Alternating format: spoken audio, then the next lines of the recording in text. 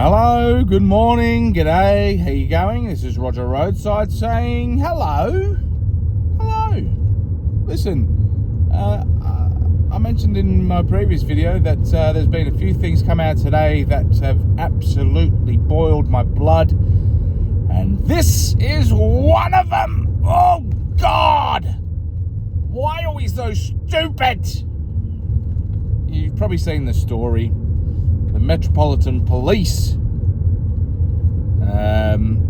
apparently with their obsession of hiring people from different races, different colours. It's kind of like, I kind of equate the Metropolitan Police to, oh, that's a cool little bird. The Metropolitan Police to like a 12-year-old who's just become addicted to Pokemon. It's like, gotta catch 'em all, Pokemon. Gotta get all the different races, all the disabilities, all the genders, all the sexualities. Gotta catch 'em all, Pokemon. Yeah. They basically have obsessed about their recruitment targets and have had all these diversity recruitment targets that they've had to meet, so much so that the vetting system, just got a little bit lax, just a little bit, just a tiny bit. We're just talking about maybe a couple rapists, just a couple, just one or two serial rapists, and someone else who potentially, allegedly, who did rape children. Just a couple of little things. But it's estimated that more than 5,000 officers were recruited without the required background vetting. So not only just these 2 or 3 people who are just done minor charges like raping, which I know raping, these days isn't that, if I call someone, if I use the wrong pronouns or something, that's probably more hurty than raping at the moment. But basically, other than these 2 or 3 people that have been, factually found out to have backgrounds that should mean that they're by no means anywhere close to becoming a police officer, it's estimated that there's 5,000 others that haven't had the appropriate or correct background checks done. I mean, what sort of disaster is this? Make it make sense to me. Look, I preface this by saying I don't think anyone should not be offered a job based on the colour of their skin. Oh, there's 1 horsepower. Based on the colour of their skin, based on their religion, based on their nationality, based on their sexuality, or anything like that. I don't believe that under any circumstances should anyone not be offered a position, right? However, what I also don't believe in is, I don't believe in corporations and institutions, because this is not just the police force, this is the NHS, this is other, this is the politicians, this is corporations. Everywhere now has what they call DEIs. They've basically got a target on, they need to be seen to reflect the modern society that we're within at the moment. And if the society is filled with a mishmash of people, then we as a business or an organization need to be a mishmash of people. And so what ends up happening is that is essentially what they then go and do. They go, we've just done a report of our workforce. We've got 65% white female and male heterosexuals. What we need, where we're lacking, is we need a few non-binaries, we need a few disabled, we need to get a couple of those in, we need a few black people, we need a few Muslims, we need a few, if we've got any Hindis out there, maybe a few of them would be good. And so basically they do that, and then all they do then is, when a position comes up, then they'll only interview people that put on their CV that they fit that criteria. Or look, they're probably not that stupid. They'll probably still get a couple of whiteys in just to interview, and even though that whitey's probably got the right qualifications, or I say probably, but look, the whitey may have the right qualifications and whatnot, but really they're fighting a losing battle, because they just need to tick the boxes. They need to get the people in that do that gives them the look of being diverse. And what ends up happening? Well, some people will argue, well, yeah, that's a good thing, isn't it? Is it a good thing? Is it a good thing that people are being hired? Look, if the people being hired are the best for the job, then no problems. But if they're not the best for the job, but they're being hired because the company or the institution or the organization needs to fill some gaps, then we open ourselves up for poor deliverance of service. We open ourselves up for mistakes. We open ourselves up for instances like this where, obviously during the vetting program, and apparently one of them, Cliff Mitchell, I think his name was, he was initially rejected because of his previous allegations of raping children. Initially rejected, but then the vetting program overlooked it. The vetting program made the decision to overlook it and take him on into the police force, or the police service. Now I should say police service, not police force. Police service. Make it make sense. Apparently over in California, there's a medical institution out there that's just been found that there's been an increase in deaths on the surgery tables, and when they actually do the report, when they've produced the findings of it, they found that it's because of skill shortages and skill gaps with the current surgeons.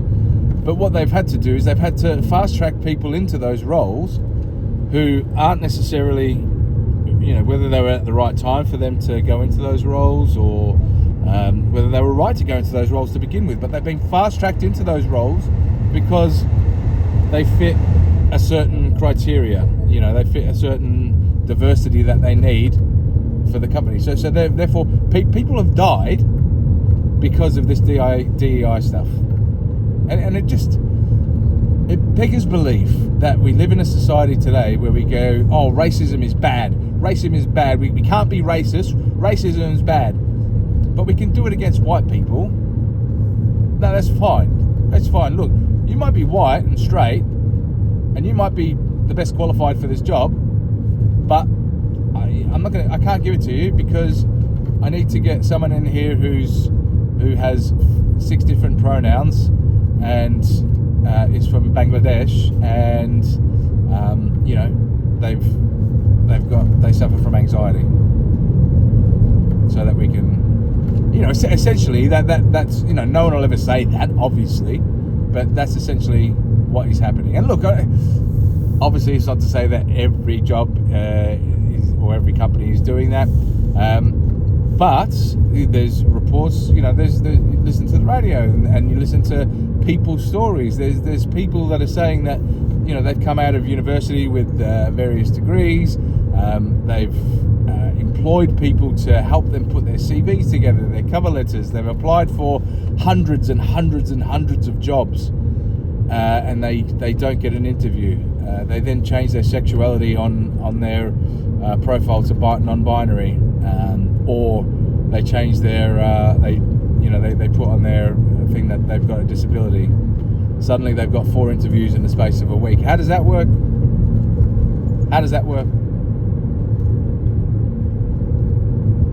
Make it make sense, I guess the thing about diversity is this. I'm not opposed to diversity. I think that we should have diversity. We should have equality. But it's the way that we roll it out. And I think the way that we've been rolling it out over the last decade has been wrong. I don't think there should be targets, I don't think there should be check boxes that people need to tick. I think there's education that needs to happen, and there is If there is and I think that if there is a instance whereby someone feels as though they didn't get a position or they didn't get a job because of the color of their skin or their religion or something like that, then I believe that there needs to be a path that they can, report that instance to. But I think just blanketedly rolling it out over all industries to say that you must have, if we take a snapshot of every person that's employed in your company, there should be equal amounts of white, black, brown, yellow, red, blue, orange, and silver, and whatever you want to categorize people as. But there should be equal amounts of everything there. As soon as you start imposing in that way, you then run the risk of HR departments or recruitment people having to check boxes, having to just go, well, we've got Sarah who's really equipped at it, but she's white and straight, and we've got John who's not really equipped to do the job, but he's gay and he's, Indian, whatever, or he's Asian, I don't know. Does that make sense? It just doesn't. Again, I preface this by saying I believe that there should be equality. I believe that every company should have a fair representation, but I don't believe that there needs to be something that needs to be imposed, or there needs to be check boxes to say that you have to have X amount or Y amount or anything like that. I don't think there's anyone who's actually coming out with that information. I think companies are just so scared now of not being not having diversity in their companies, because most likely they run the possibility of people either making complaints or maybe suing them or whatever the case may be. I think there needs to be some sort of common sense trial system or common sense tribunal system, whereby if someone has a grievance where they believe that they've either been mistreated or didn't get a position based on the colour of their skin or their pronouns or their sexuality, yada yada yada, I think there needs to be an avenue for that to be looked at. But I don't know. I don't know how you fix it. Because even if you've got that, you're still going to have HR departments scared about not hiring too many whiteys or anything like that. I don't know how you fix it. What are your thoughts? Do you think even looking at I've done a little bit of work in theatre and stuff like that, and it's really interesting to see how theatre has changed, or the landscape of theatre has changed over the last 2 decades. You see a lot of shows that have come out now and that are in the West End and all sort of stuff, and you see that there's a high prominence of certain type of people in those shows, and it's basically in the past there's been those that have sort of come out and for all intents and purposes complained. If you complain, you win. Really. And more opportunities get festered and fostered for certain types of people, and then suddenly there's not enough female heroine stories and this, that, and the other. Well, suddenly you've got tons of them. Suddenly there's certain cultures that aren't being represented. Suddenly you've got tons of them. So on and so forth, and it just means that for anyone who doesn't, I've got friends of mine who I'd worked with who weren't the most talented people. They were good, but they weren't the most talented. But they had a certain look about them, and they come from a certain background, and they went on to be the leads of productions in the West End. And right time, right place. And I kind of feel like where we're at the moment is right time, right place, but not for whiteys. And if anyone is listening to that and goes, oh well, good, then you're a racist, because you are.